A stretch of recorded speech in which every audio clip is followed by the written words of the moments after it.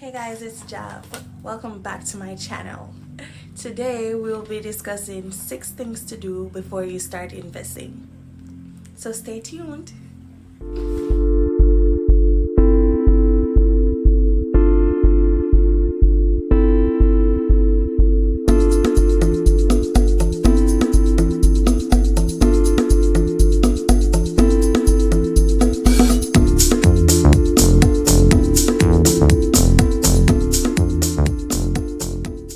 Okay, the first thing you should do is smash the like button for the YouTube algorithm.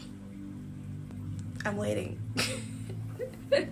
Just kidding. The first one is start an emergency fund. So an emergency fund is typically 3 to 6 months of your living expenses. So this will just give you some wiggle room for anything that can happen. Number 2, have a budget and know your cash flow.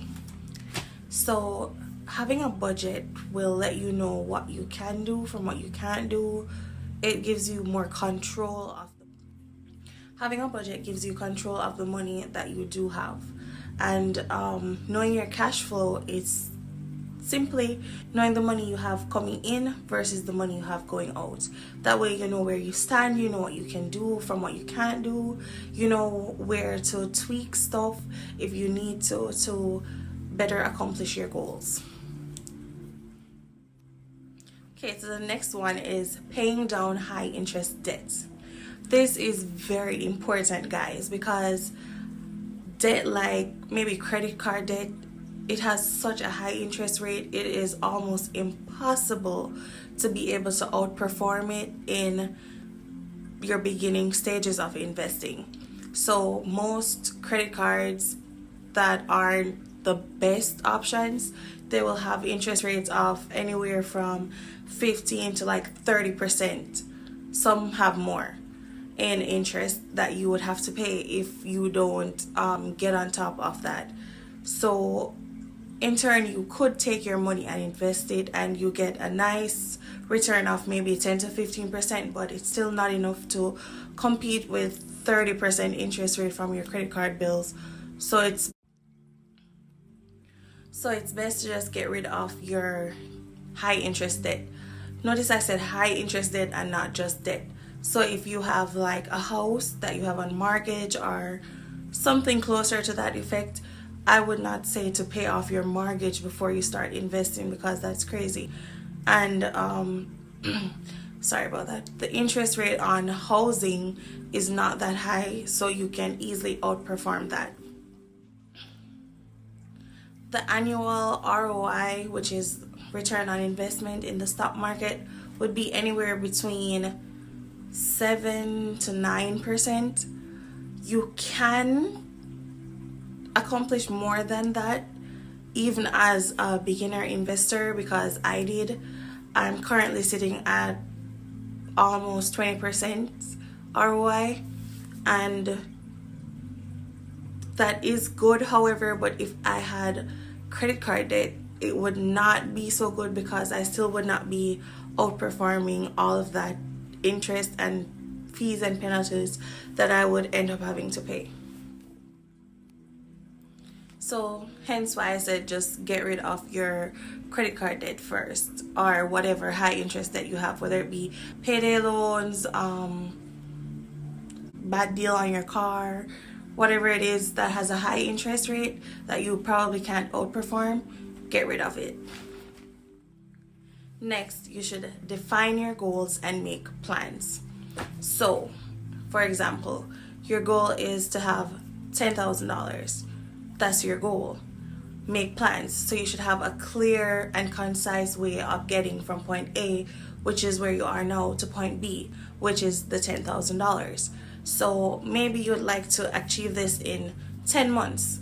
You would then say, okay, I'm going to put aside $250 a week for 10 months, and at the end of the 10 months, I should have $10,000. Or if your goal is slightly larger and maybe your goal is to own a home, then I would advise you to seek out the neighborhood that you like or something similar the type of home you like, whether it be modern, mid-century, whatever it is, how many bedrooms, blah blah blah. Get the average cost of homes like that, figure out what your payment would be and work towards that payment, and then you can, yes, so as I was saying, if you have, for instance, maybe it's a $20,000 down payment that you need to make on your home, so you would say, okay, I want to achieve this $20,000 for my down payment. I'm sorry. So you could say you want to achieve $20,000 for your down payment on your home, and you say, okay, I'm going to achieve this in 1 year. You break it down. How many dollars per month do I need to be putting aside? You break it down onto a weekly basis, and then you work from there. If you don't have that money, you need to go out and get that money, whether it's going to be getting a second job, or you're going to do a side hustle. Maybe you want to cut hair, you want to do nails, whatever it is that you can do to earn cash, do that and earn the cash that you need to get where you need to be going. Another important topic is evaluating your risk tolerance profile. So this is where you'll know how much of a risk you're willing to take with each investment. Because you might be looking at, oh, I need to invest this money to earn this much, but you can also lose this money. And this is where it comes into play, where you do not invest money that you need. Always invest money that you do not need at the moment. So do not invest your rent, your grocery money, your child support money, stuff like that. Do not invest that money. Have money stocked away just for investment purposes only, and be okay with if you lose some or all of that money, because starting out you have to lose money. It's a given. That's how you learn. Okay, so the last one is understanding the investment basics. This also will help you with your risk tolerance profile. So if you understand, the more you understand, the more you're able to assess the situation and know if this is the right investment for you or if you should sit this one out. So your risk tolerance profile is where you decide if you're okay with losing this money as opposed to gaining this amount of money on your money. So it should all make sense to you, and make sure they're all relative. So the investment basics, I do have a definition for you. What is investing? So investing involves committing money in order to earn financial return. This essentially means that you invest money to make money, which in returns allow you to achieve your financial goals. That's as simple as I could put.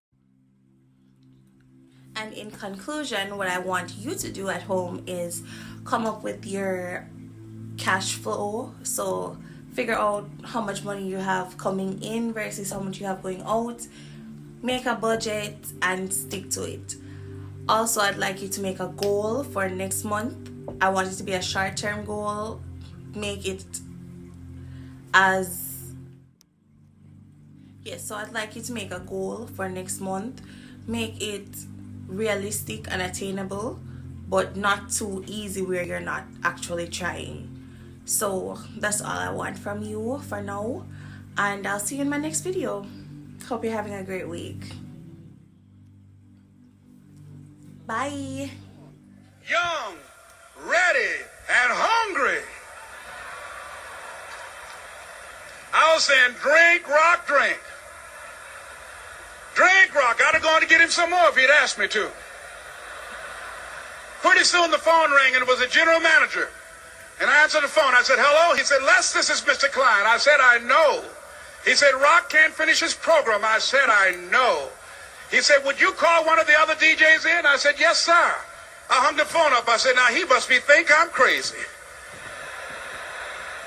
I called my mom and my girlfriend, Cassandra. I said, y'all turn up the radio and come out on the front porch. I'm about to come on the air. I waited for about 20 minutes. And I called him back. I said, Mr. Klein, I can't find nobody. He said, young boy, do you know how to work the controls? I said, it's called fingertips. I sat down behind that turntable. I said, look out, this is me, LB Triple P. Les Brown, your platter playing papa. There were none before me and there will be none after me. Therefore, that makes me the one and only. Young and single and love to mingle, certified, bona fide, indubitably qualified to bring you satisfaction, a whole lot of action. Look out, baby, I'm your love man. I was hungry. I was hungry.